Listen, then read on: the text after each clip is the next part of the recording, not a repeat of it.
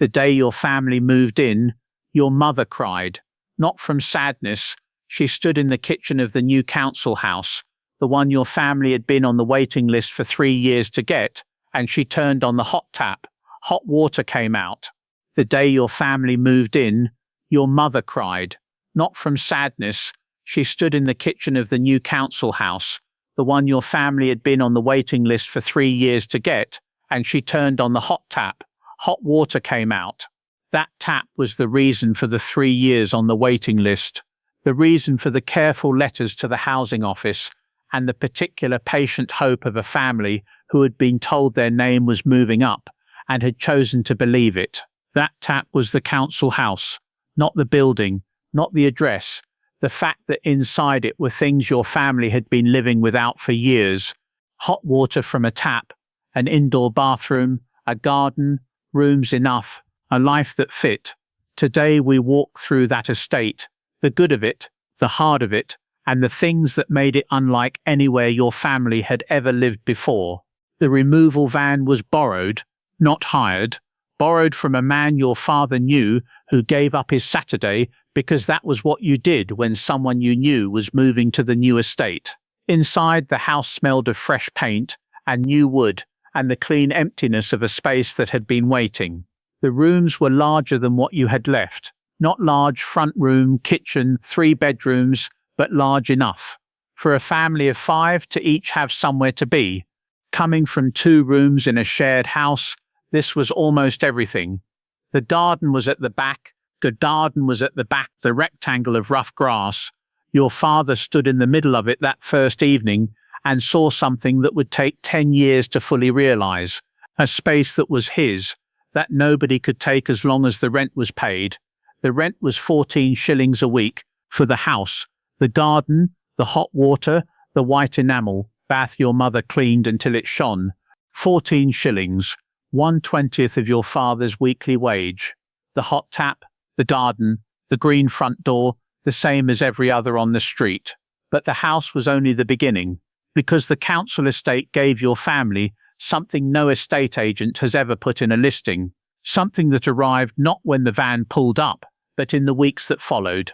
As you began to understand exactly where you had come to, everyone on the estate had come from somewhere like where you had come from. This is what the history tends to miss. Council estates in 1960s Britain were not communities of failure. They were communities of arrival. Every family had been on a waiting list. Every family had been somewhere smaller or older before this. Every family had experienced that particular morning when they turned on a tap and understood what they had been given. This shared origin produced something that planned communities have tried to engineer ever since. Equality of standing, not equality of income. The man at number 12 earned more than your father, and the woman at number 7 managed alone, but equality of standing. Everyone on the street had arrived by the same process, waited for the same thing, and was starting from the same point. There was no old money on a 1960s council estate. Everyone was new, and in that newness was a levelling that produced the particular version of community that those who grew up on estates describe with a consistency that cannot be manufactured. You knew everyone, not because you had sought them out or organised a meeting, because you were all there, using the same green spaces, walking the same paths, your children playing with their children on the grass. The council had laid specifically for that purpose. The estate had been designed for this. Everyone had come from somewhere similar. The council had built the houses and laid the paths and planted the green, and it had one more responsibility it took with a seriousness that tenants felt every time something went wrong. The repairs, the maintenance, the relationship between tenant and landlord that the council estate made into something the modern rental market would find almost unrecognisable. When the boiler broke, you reported it, not to a letting agent who passed it to a landlord on holiday until the 14th, to the housing office on the high street where a man behind a desk wrote it in a book and told you someone would come, and someone came. Not immediately.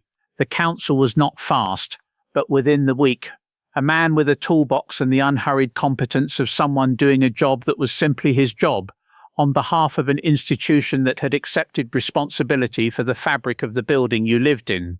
He fixed the boiler. The cost to your family was nothing, because the boiler was the council's boiler, in the council's house.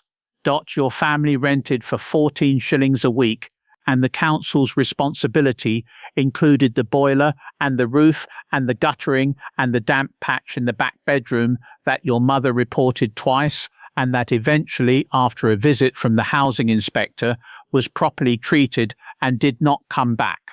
Your father did not spend his weekends fixing the house. He spent his weekends in the garden. The council fixed what broke. The rent covered what was needed.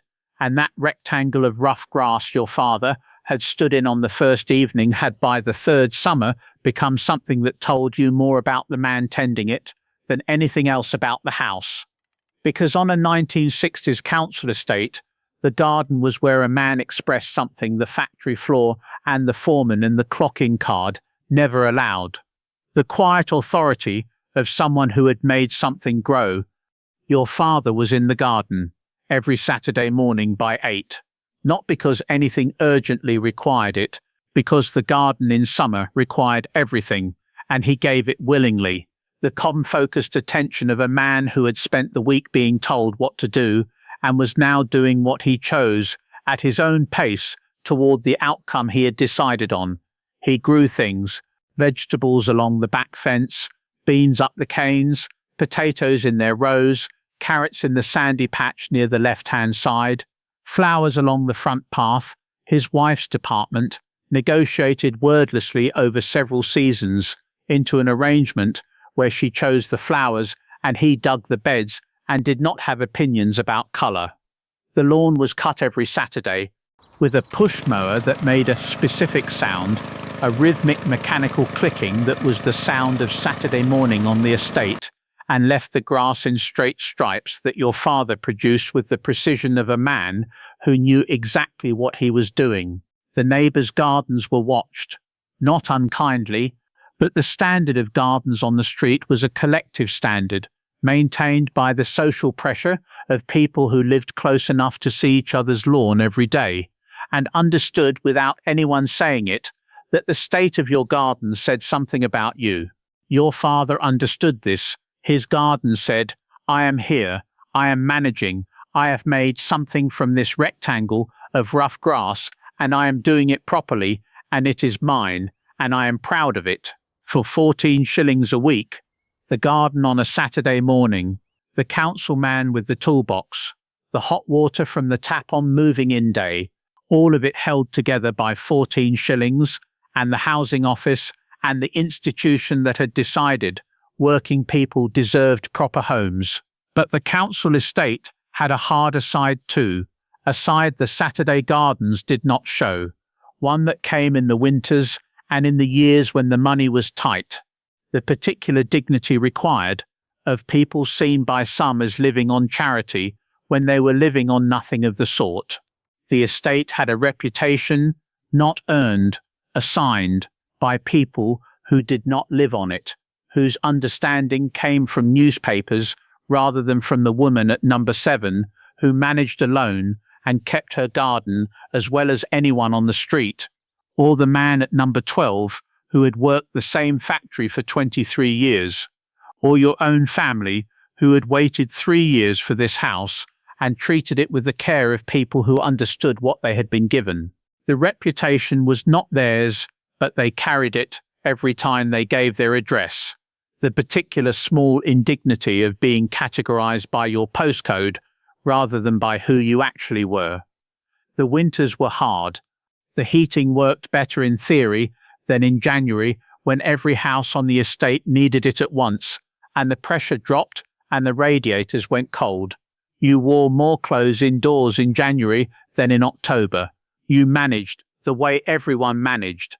Extra blankets, kitchen kept warm, children in bed early, and then spring came, and your father was back in the garden by 8 on Saturday, and the clicking of the push mower came through the bedroom window, and the beans were going in along the back fence, and the hard side of the winter was simply the winter done, past, behind you.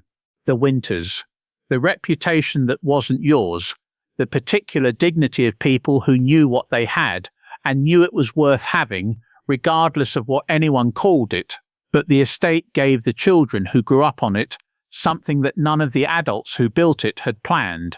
Something that only becomes clear years later, when the children grow up and leave and look back and understand what the estate actually was. You grew up knowing that the ground beneath you was solid. The house was not going anywhere. The rent was manageable. The school was the estate school that everyone on your street attended and whose teachers knew your family. The friends you made at 5 were the friends you had at 11 because nobody moved away. You stayed because the rent was paid and the council did not ask you to leave. You were rooted. This is what the children of the 1960s council estate carry most clearly. Not the hot water from the tap, though they remember the tap.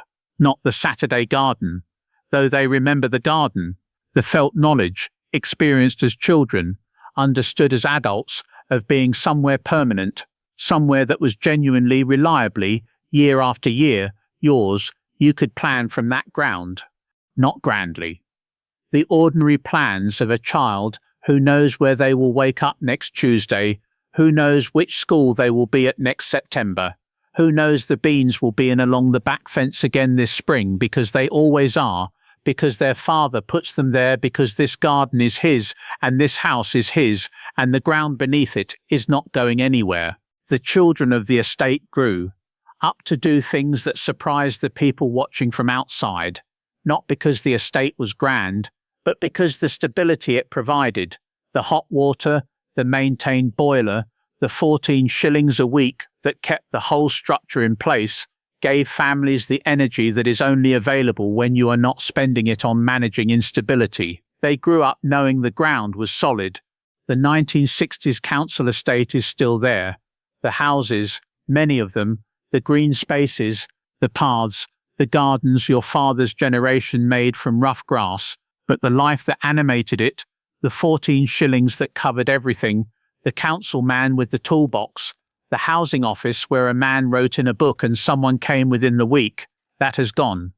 Your family had a garden for 14 shillings a week, and your father was in it every Saturday morning by 8, cutting the lawn in straight stripes with the push mower that made the particular clicking sound. That was the sound of Saturday on your street.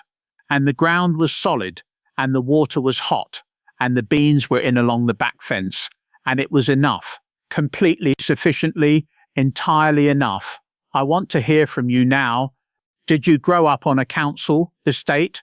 The moving in day, the garden your father made, the garden your man with the toolbox, the winters, the reputation that wasn't yours. Tell me everything in the comments below. Subscribe to Yesterday UK. Take care of yourselves, and I will see you in the next one.